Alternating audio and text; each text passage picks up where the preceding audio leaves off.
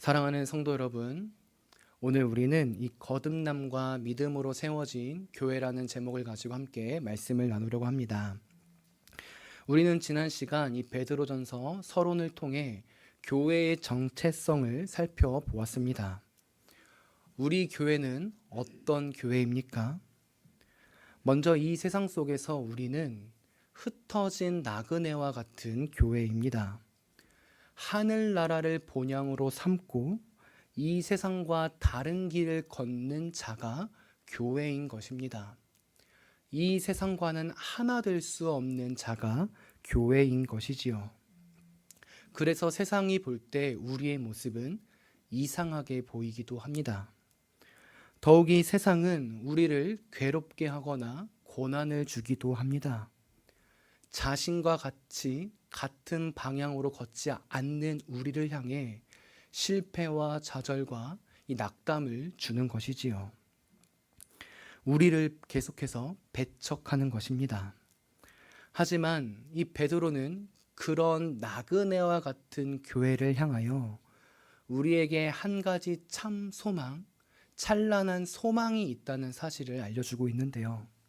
그것이 무엇이었습니까? 바로 우리는 이 세상 속에서 흩어진 나그네와 같을지라도 삼위일체 하나님께서 만드셨고 그분 속에 거하고 있는 교회라는 사실이었습니다. 하나님께서 우리의 주인 되시기 때문에 이 세상 속에서 나그네로 살지라도 우리는 기뻐할 수 있는 것입니다. 좌절하지 않을 수 있고 실패 가운데 놓여 있는다 할지라도 끝내 참된 승리를 맛보는 자가 교회인 것이고, 그렇기에 이 세상 속에서 우리는 그 누구보다도 어떤 이들보다도 당당하게 담대하게 걸어갈 수 있는 존재가 우리 교회의 정체성인 것입니다. 그러면 이런 은혜를 설명한 베드로는 그 다음에 우리에게 어떤 말씀을 전해주고 있을까요? 오늘 본문을 보며 그 은혜를 누리도록 하겠습니다. 가장 먼저 오늘 본문 3절을 보면 이 사도 베드로는 흩어진 나그네이자 이 삼위일체 하나님으로 세워진 교회에게 가장 먼저 찬송해야 한다는 것을 말해주고 있습니다. 더욱이 원문 역시도 이 3절의 첫 단어가 찬송하리로다 라고 시작하는 것을 볼 때 이 교회가 참된 교회가 찬송하는 것이 정말로 중요하다라는 것을 보여주고 있는데요. 그렇다면 이 베드로 사도는 교회가 무엇을 찬송해야 한다고 말하고 있을까요? 이 찬송의 내용과 목적이 무엇일까요? 놀랍게도 이 사도는 찬송의 목적과 내용에 우리 주 하나님 아버지를 둡니다. 즉 찬송의 내용과 목적이 하나님 아버지 존재와 그분의 사역을 두고 있는 것입니다. 그리고 우리는 이 사실을 진지하게 고민해 보아야 합니다. 우리가 왜 찬양을 합니까? 우리는 찬양할 때 어디에 중점을 두며 찬양하십니까? 현대의 많은 이들이 이 찬양을 할 때 이 찬양의 핵심을 이 하나님에게 두지 않고 나에게 둘 때가 참으로 많습니다. 그래서 찬양을 할 때 내가 은혜 받는 것이 중요하다라고 생각합니다. 그게 우선시 되는 것이지요. 그리고 그 모습 중 하나가 이 사람의 감정을 건드리기 위한 가사나 멜로디에 나타납니다. 분명히 현대의 많은 CCM이 위로의 가사와 아름다운 선율을 주는 것은 맞습니다. 그런데 그 모습을 한번 자세히 보십시오. 그 안에 하나님이 안 계십니다. 더욱이 바른 신학과 신앙이 없습니다. 오직 이 사람의 감정을 어떻게 하면 바꿀 수 있을까? 이 사람의 감정을 어떻게 하면 흔들 수 있을까에 초점을 둡니다. 그러나 찬양과 찬송은 내가 먼저 우선으로 은혜 받는 것에 목적이 있지 않습니다. 하나님과 그분이 하신 사역에 감사와 영광을 올려드리는 것이 찬양의 내용이어야 하는 것이지요. 그리고 놀랍게도 위대하신 하나님께 찬양하고 영광을 올려드리니 그 영광의 은혜가 나에게 주어져서 그 은혜로 내가 위로함을 얻고 눈물을 흘리게 되는 것이 바른 찬양의 모습입니다. 그런데 많은 이들이 이 순서를 바꿉니다. 내가 먼저 은혜 받겠다에 초점을 두는 것이지요. 하지만 오늘 사도 베드로를 보십시오. 3절에서 찬송해야 한다고 말하는데 그 찬송의 내용이 나의 어떠함이나 교회의 어떠한 모습이 아닙니다. 오직 아버지 하나님 존재에 대하여 찬송합니다. 그리고 3절 후반절을 보면 하나님이 하신 사역에 감사하는 마음을 갖고 찬양하는 것입니다. 하나님의 존재와 사역, 그것이 우리의 찬양의 목적이 되어야 하고 그것을 찬양할 때 하나님께서 그리고 그분이 하신 사역의 은혜, 특히 구원이 우리에게 위로함을 주는 것입니다. 하나님이 평안을 주시고 하나님의 사역에서 우리가 감사함을 느끼며 나아갈 수 있게 되는 것입니다. 단순히 멜로디가 아름답다고 하여서 가사가 그냥 우리 듣기에 좋다고 하여서 은혜 받는 것이 아니라 하나님의 일하심이 찬양 속에 나타나야 하는 것입니다. 원하기는 이 사실을 우리가 기억하고 우리도 찬양할 때 분별하며 찬양하는 교회가 되기를 소망합니다. 내가 우선이 되는 찬양을 하는 것이 아니라 하나님을 깊이 찬양하고 그분의 사역을 감사하며 찬양하고 그 하나님의 위대하심 속에서 찬양할 때 그 은혜를 받으며 우리가 기뻐하고 영광을 올려드리고 눈물을 흘리는 우리가 되기를 소망합니다. 그러면 계속해서 본문을 보도록 하겠습니다. 이 하나님 아버지를 찬송해야 한다고 말한 이 베드로는 곧이어 하나님 아버지께서 하신 사역에 대해 이야기합니다. 하나님 아버지께서 일하신 것이 이 사역이 무엇입니까? 3절 말씀을 보면 하나님 아버지께서는 그의 아들 예수 그리스도를 죽은 자 가운데서 부활시키셨다고 이야기합니다.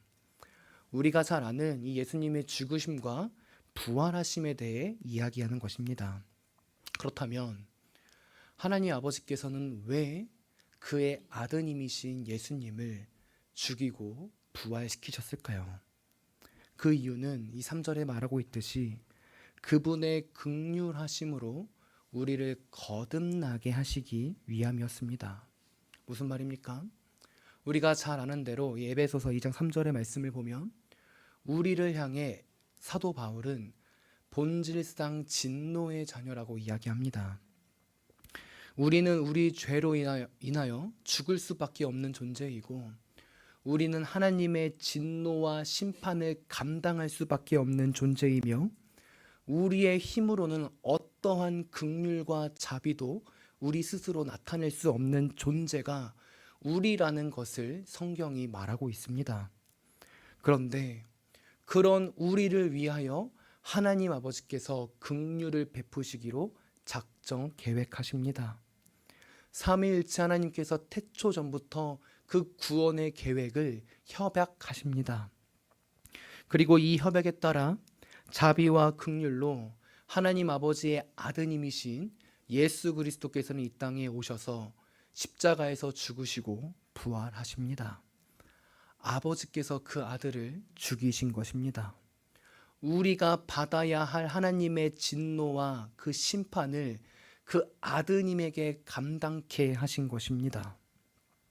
그러나 그 죽음의 형벌 속에서 하나님 아버지께서는 그 아드님이신 예수 그리스도를 다시 살리십니다.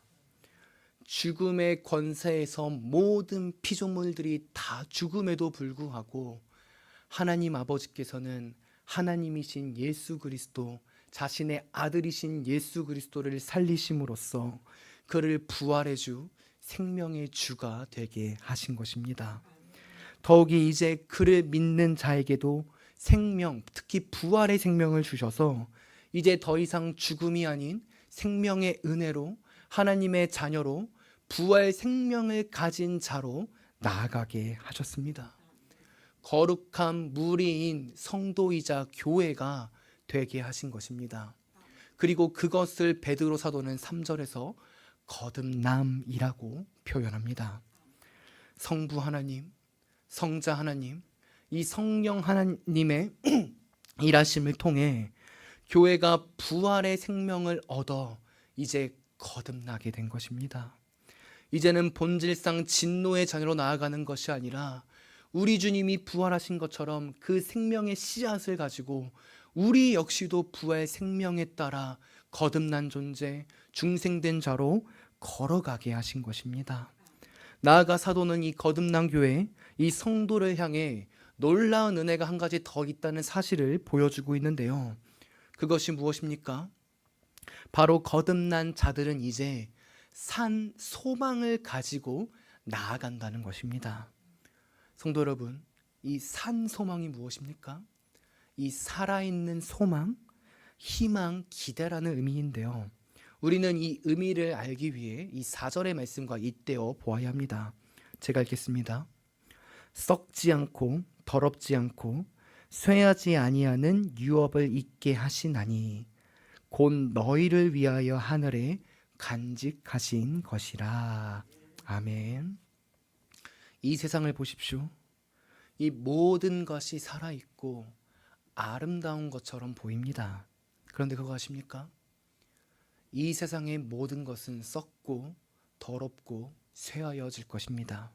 왜냐하면 이 세상의 모든 것은 죄와 그 죄의 값인 죽음에 잇대어 있기 때문입니다.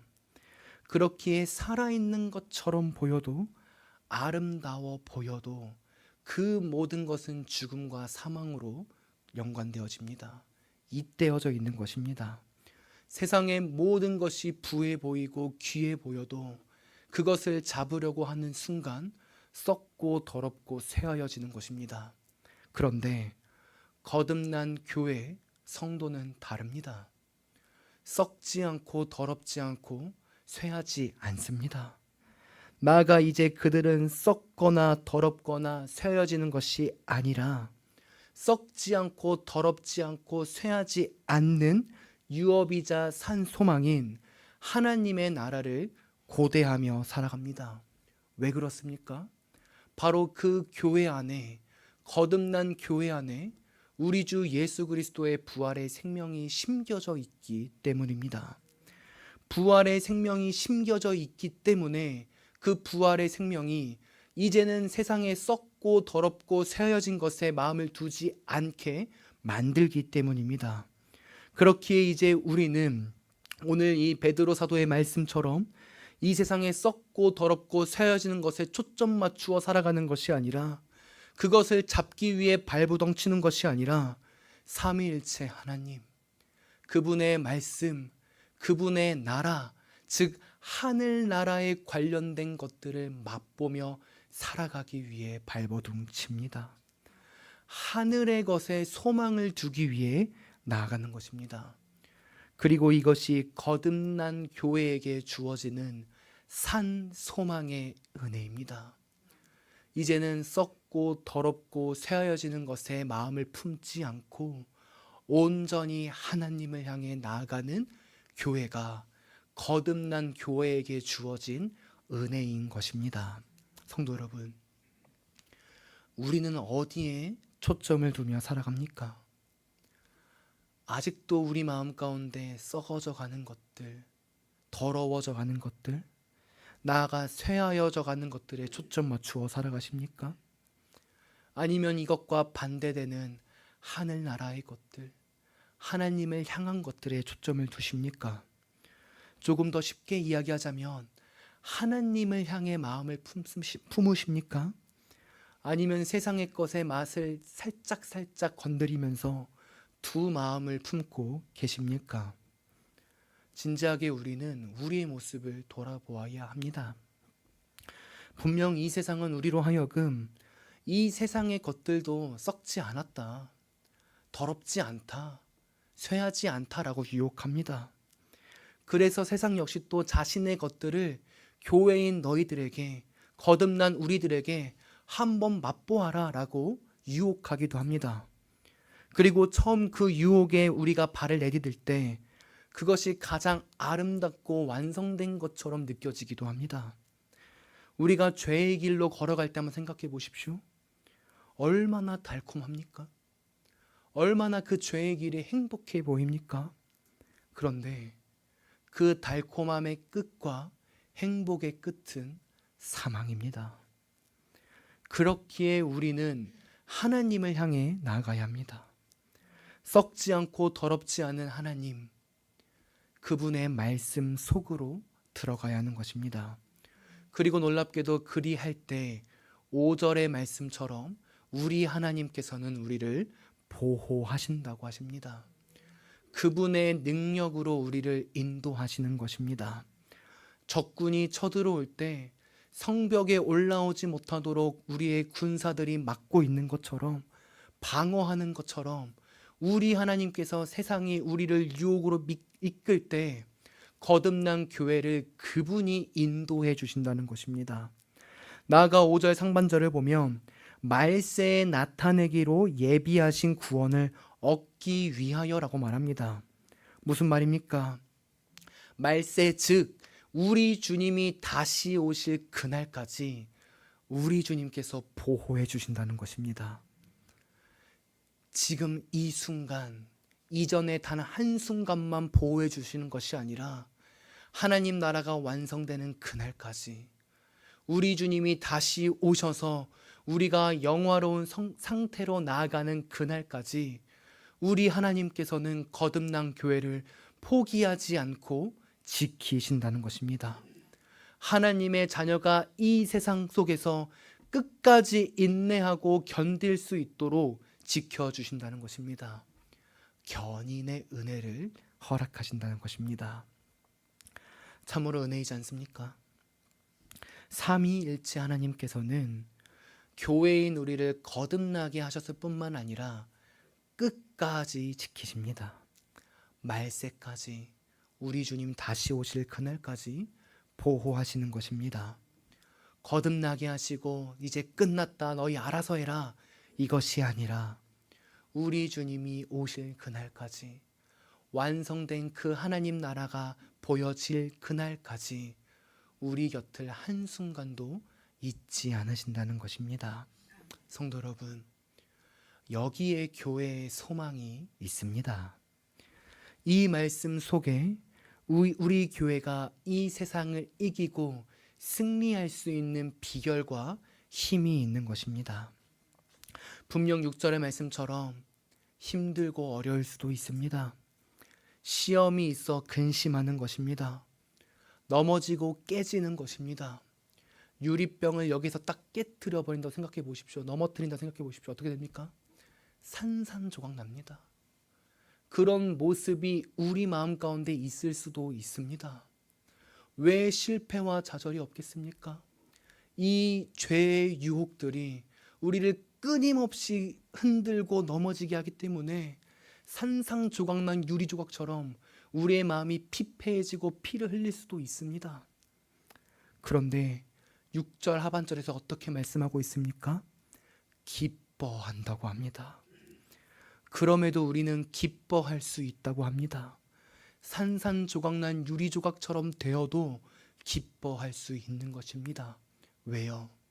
그 산산조각난 유리조각에 거듭남이라는 귀한 은혜가 주어졌기 때문입니다.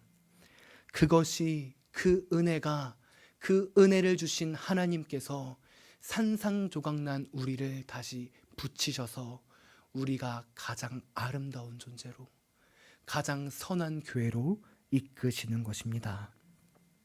그렇다면 여기서 우리는 한 가지 질문이 생깁니다. 무엇일까요? 바로 왜 하나님께서는 우리 교회를 거듭나게 하시고 인도하시고 보호하실까라는 질문입니다. 우리의 잘남, 우리의 어떠함 때문에 하나님께서 우리를 지켜주시는 것일까요? 앞서도 말했지만 우리는 죄인이기 때문에 우리 안에서 스스로의 어떠함으로 우리는 자비와 긍휼을 받을 수 없습니다.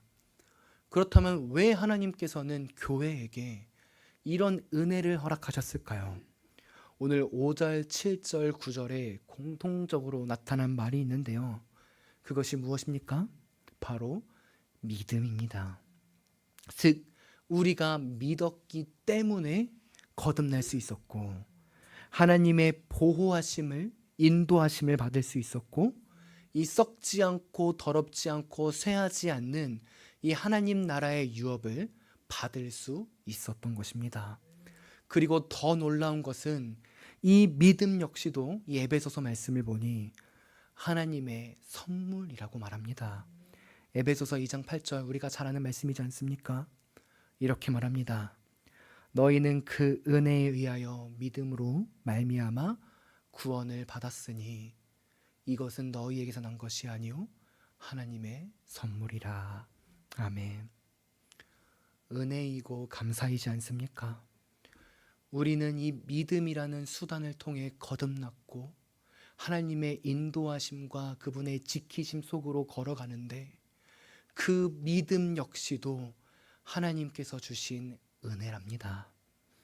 모든 것이 하나님의 은혜였던 것입니다.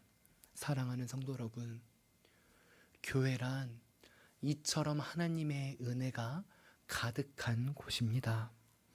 그리고 그 은혜는 세상의 다른 어떠한 것들이 아닌 거듭남, 이 구원의 은혜가 가득한 곳이 교회입니다. 비록 오늘 8절의 말씀처럼 우리가 예수님을 실제적으로 보지는 못했지만 믿음을 통하여 거듭나고 예수님을 사랑하여 하나님 백성이 되었고 하나님 뜻대로 살아가는 자녀가 되게 해주신 것, 그 은혜가 우리 교회의 핵심이고 그 은혜가 넘쳐야 하는 것이 교회의 본질인 것입니다. 그래서 9절에서 베드로 사도는 이렇게 결론을 맺습니다. 믿음의 결국 곧 영혼의 구원을 받음이라. 오직 믿음을 통해 교회가 살아나는 것입니다. 오직 믿음을 통해 우리의 영혼과 몸이 구원을 받게 되는 것입니다. 오직 믿음을 통해 우리가 거듭나게 되는 것입니다. 그렇다면 마지막으로 10절에서 12절에서는 베드로 사도가 무슨 이야기를 할까요?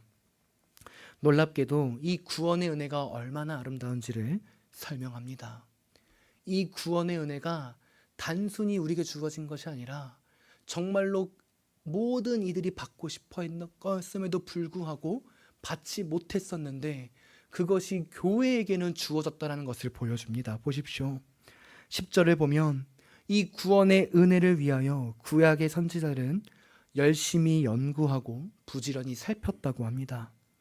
특히 하나님께서 허락하신 계시 속에서 오실 메시아를 바라보며 이 구원의 은혜를 바란 것입니다. 더욱이 11절을 보면 이 선지자들이 상고했다고 합니다. 메시아가 언제 와서 우리에게 구원을 줄까 계속해서 기다리고 또 기다린 것입니다. 12절도 보십시오. 이 구원의 은혜를 천사들도 살펴보기 원한다고 합니다. 천사들도 알지 못했던 것이라고 이야기하는 것입니다. 우리가 바라고 있던, 우리가 위대하게 생각하고 있던 선지자들도, 그 구약의 제사장 왕들도, 나아가 하나님의 수종을 드는 천사들도 이 구원을 알고 싶어 했지만 그 계시의 빛이 그들에게 전해지지 않았습니다. 근데 놀라운 사실이 무엇인지 아십니까? 12절을 보면 이렇게 말합니다. 12절 하반절에 이렇게 이야기합니다. 이것은 하늘로부터 보내진 성령을 힘입어 복음을 전하는 자들로 이제 너희에게 알려졌다. 이제 너희에게 알려진 것이요, 이제 교회인 우리에게 알려진 것이다. 구약의 선지자들도 정확히 알지 못했던 그 은혜, 천사들도 지금도 누리지 못하고 알기 원하는 그 은혜 곧 구원을 성령 하나님께서 교회인 우리에게 밝히 알려주셨다는 것입니다. 구원의 은혜의 빛이 교회에게 주어진 것입니다. 사랑하는 성도 여러분, 이제 말씀을 정리하려고 합니다. 구원의 은혜, 이 거듭남의 은혜는 아무나 알 수 있는 은혜가 아닙니다. 감추어졌던 비밀이자 계시였습니다. 우리가 위대하게 생각하는 모든 이들도 그 구원의 계시를 완벽하게 알지 못했습니다. 잠깐 그 맛을 본 자들인 것입니다. 그런데 그 은혜의 빛을 교회인 우리에게는 허락하셔서 이제 예수 그리스도를 통하여 그분의 죽으심과 부활하심의 은혜를 깨닫게 하셨고 믿음으로 누리게 하셨고 이제 그 구원의 은혜로 살아가게 하시는 빛의 은혜를 우리에게 허락하신 것입니다. 그래서 복음을 듣고 믿는 자들에게 부활의 생명이 심겨 거듭나게 하신 것입니다. 가장 아름다운 은혜, 세상 그 어떤 것보다도 가장 귀하고 아름다운 은혜를 교회인 우리에게 허락하신 것입니다. 그런데 많은 이들이 이 은혜를 잊습니다. 이 은혜는 교회에서 딱 한 번 예수님 믿을 때만 알면 된다라고 생각합니다. 그 후로는 잊어버립니다. 그리고 그 이후로는 다른 것으로 대체합니다. 구원의 은혜보다 나에게 주어진 어떤 것들에 더 우리가 연연하며 살아갈 때가 많은 것입니다. 분명 우리에게 어떠함도 필요합니다. 아프고 힘들 때 기도해야 되고요. 무엇인가 필요할 때 그 필요를 채워달라고 기도해야 합니다. 우리 주님께서도 주기도문 가운데 그 핵심 가운데 일용할 양식을 달라고 기도를 가르치지 않으셨습니까? 필요합니다. 그런데 그 일용할 양식, 나의 어떠함보다 더 중요하고 아름다운 게 있습니다. 그것이 무엇일까요? 바로 교회를 향해 베푸신 구원의 은혜입니다. 삼위 하나님께서 우리 교회를 나를 구원해 주셨다는 사실입니다. 그래서 그분이 우리 교회의 아버지가 되어 주셨고 우리는 그분의 자녀가 되었다는 그 놀라운 사실이 중요한 것입니다. 그 은혜가 있기 때문에 우리가 아버지께 구할 때 그 아버지가 우리에게 베풀어 주시는 것 아니겠습니까? 구원의 은혜로 하나님이 아버지가 되어 주셨으니 자녀인 우리가 구할 때 이끌어 주시는 것이 아니겠습니까? 이 우선순위를 우리가 제대로 세워야 합니다. 더욱이 우리 교회 건축 가운데서도 이 은혜는 동일하게 적용됩니다. 우리 교회가 왜 새로운 예배당을 건축하고 이 교회를 아름답게 세워갑니까? 건물을 자랑하기 위해서, 건물을 높이기 위해서 하는 것입니까? 아닙니다. 우리가 건축하는 이유는 믿지 않는 자들이 우리 교회에 들어와 복음을 듣고 구원받게 하기 위하여 그 통로로 우리가 이 아름다운 교회를 건축하는 것입니다. 건물의 위대함이 아닌 구원의 은혜를 선포하고 드러내기 위해 우리가 이 일을 감당하는 것입니다. 새로운 예배당에서 우리가 더욱더 하나님의 말씀을 잘 듣고 우리의 심령을 변화시키기 위하여 우리가 새로운 이 교회를 건축하는 것 아니겠습니까? 원하기는 먼저 우리 교회 가운데 이런 은혜가 넘치기를 소망합니다.